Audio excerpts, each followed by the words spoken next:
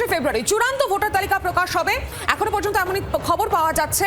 এর পাশাপাশি ৪৫ লক্ষ ভোটারের নথি নিষ্পত্তি ঝুলে রয়েছে, এমনই কমিশন সূত্রে খবর। আর এই ৪৫ লক্ষকে নিয়ে সিদ্ধান্ত নেবে এবার জুডিশিয়াল অফিসাররা। 28শে ফেব্রুয়ারির পর সাপ্লিমেন্টারি হিসেবে তালিকায় নাম ঢোকানো যাবে। প্রার্থী মনোনয়নের তারিখ পর্যন্ত নাম এন্ট্রি বা বাদ দেওয়ার সময়, না হলে ভোটার ফল বেরোনোর পর নাম তোলা যাবে। এই ৪৫ লক্ষ নিয়ে কিন্তু বেশ টানাপোড়েন চলছে। ভোটের ফল বেরোনোর পর নাম তোলা যাবে এমনটাই জানা যাচ্ছে। আরো বিস্তারিত আপডেট নেব, গোটা প্রক্রিয়া সম্পর্কে জানবো। সঙ্গে রয়েছেন সরাসরি প্রতিনিধি অর্কদীপ্ত মুখোপাধ্যায়। অর্কদীপ্ত, এখনো পর্যন্ত ৪৫ লক্ষর নাম কার্যত ঝুলে রয়েছে। কি হবে সঠিকভাবে সবাই আশঙ্কায় রয়েছে। এদিকে 28শে ফেব্রুয়ারি কিন্তু চূড়ান্ত যে তালিকা তা বেরোতে চলেছে। ঠিক কি জানতে পারছো গোটা বিষয় নিয়ে? প্রথমেই বলবো 28শে ফেব্রুয়ারি যে তালিকা বেরোতে চলেছে সেটাকে চূড়ান্ত বলা যায় কিনা সেটাই এখন প্রশ্নচিহ্নের মুখে। আমরা জানি কমিশনের তরফ থেকে এবং কোর্টের তরফ থেকেও জানিয়ে দেওয়া হয়েছে 28শে ফেব্রুয়ারি যে তালিকা বেরোনোর কথা ভোটারদের, সেই তালিকা বেরিয়ে যাবে। কিন্তু সেটা অ্যাকচুয়ালি চূড়ান্ত নয়, কারণ তারপরেও সাপ্লিমেন্টারি একটা তালিকা বেরোবে।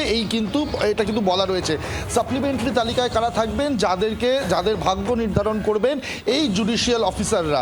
এখনো পর্যন্ত কমিশন সূত্রে যে খবর, যেমনটা তুমিও বলছিলে সৌমি, যে প্রায় ৪৫ লক্ষ ভোটারের ভাগ্য কিন্তু ঝুলে রয়েছে, নথি নিষ্পত্তি ঝুলে রয়েছে। তাদের নথি নিয়ে নিষ্পত্তি করবেন জুডিশিয়াল অফিসাররা। কিন্তু এখানে দুটো প্রশ্ন আছে। 28 তারিখ যে তালিকা বেরিয়ে গেল, তাতে যাদের নাম রইল তারা ভোট দিতে পারবেন খুব স্বাভাবিকভাবে, কোনো অসুবিধা নেই।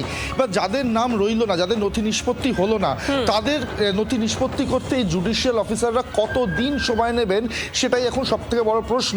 কারণ সম্ভাবনা রয়েছে মার্চের মাঝামাঝি বা দ্বিতীয় সপ্তাহের পর ভোটের নোটিফিকেশন জারি হয়ে যাবে এবং তারপরে ধীরে ধীরে নমিনেশন প্রসেস শুরু হয়ে যাবে। এবং যেটা নিয়ম রয়েছে এখন পর্যন্ত, যে নমিনেশন শুরু হয়ে গেলে তখন কিন্তু ভোটার লিস্ট ফ্রিজ হয়ে যায়, অর্থাৎ সেই সময়ের পর ভোটার তালিকায় কারোর নাম যোগ করা হবে না বা কারোর নাম বাদ দেওয়া হবে না। আবার কখন হবে? ভোটের রেজাল্ট বেরিয়ে যাওয়ার পর সেই ভোটার তালিকা আবার ওপেন হয়। এবার ভোটার লিস্ট ফ্রিজ হয়ে যাওয়ার আগে এই যে জুডিশিয়াল অফিসাররা, তারা কি এই নিষ্পত্তি করে ফেলতে পারবেন? বা করলেও পুরো সব যতজন বাকি রয়েছে, এই যেটা কমিশন সূত্রে জানা যাচ্ছে ৪৫ লাখ, সবারটা কি করে ফেলতে পারবেন? প্রশ্ন এটাই। যদি সবারটা সেক্ষেত্রে করতে না পারেন, তাহলে যতজনেরটা করতে পারবেন ততজনের নামই সাপ্লিমেন্টারি লিস্ট উঠবে, তারাই ভোট দেবেন।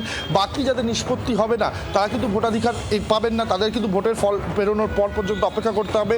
ফলে এখন সব মিলিয়ে এখন প্রশ্ন যেটা দাঁড়াচ্ছে, অ্যাকচুয়ালি যারা ভোট দেওয়ার যোগ্য কিন্তু এই নথি নিষ্পত্তি না হওয়ার কারণে দিতে পারবেন না, তাদের কি হবে? সেক্ষেত্রে কি কমিশন কিছু বক্তব্য রাখবে? সেক্ষেত্রে সুপ্রিম কোর্ট কোনো বক্তব্য রাখবে? নাকি সেক্ষেত্রে জুডিশিয়াল অফিসাররাও কোনো বিশেষ ব্যবস্থা নেবেন? সময়টা খুব কম, নিষ্পত্তি করতে হবে অনেকগুলো নথি। এখন জুডিশিয়াল অফিসারদের কোর্টেই কিন্তু বল রয়েছে। একেবারেই অর্কদীপ্ত, একেবারেই ধন্যবাদ তোমাকে।